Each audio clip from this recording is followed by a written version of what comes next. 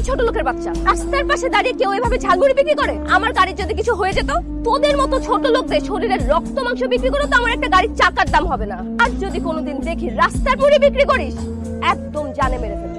আমাদের মতো গরিব ছোট লোকদের সারা শরীরের রক্ত বেচলে যেমন আপনার গাড়ির একটা চাকার দাম হবে না, তেমনি আমার বাবা যদি আজকে ঝালমুড়ি বিক্রি না করে, তাহলে রাতে আমাদের পেটে খাবার জুটবে না। আপনি আপনার গাড়ি দিয়ে আমার বাবার ঝালমুড়ির দোকান উড়াই দিচ্ছেন, এখন আপনি জরিমানা দিয়ে তারপর এখান থেকে যাবেন। এত বড় সাহস তুই আমার কাছে জরিমানা চাস?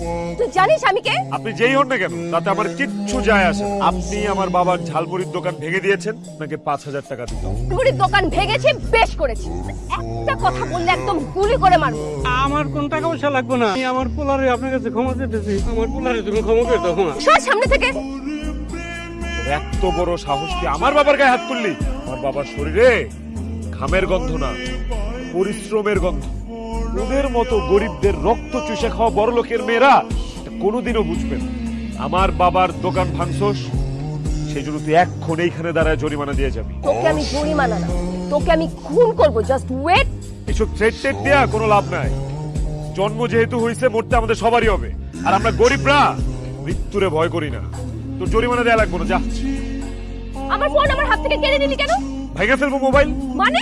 মানে খুব সিম্পল, তুই যেমনি আমার বাবার দোকান ভাঙছস, তোর ফোনটা আমি এখন এইভাবে আছাড় মেরে ঘুরে ঘুরে করে ভেঙে ফেলবো।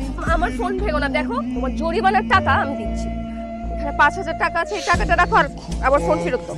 এইবার আমার বাবার সাথে যদি তুই বেয়াদবি করছিস, সেটার জন্য ক্ষমা চাই। দেখেন আঙ্কেল, আপনি আমাকে ক্ষমা করে দিন। I am sorry. ভবিষ্যতে কোনো গরিব মানুষের সাথে দুর্ব্যবহার করার আগে ১০০ বার ভাববি।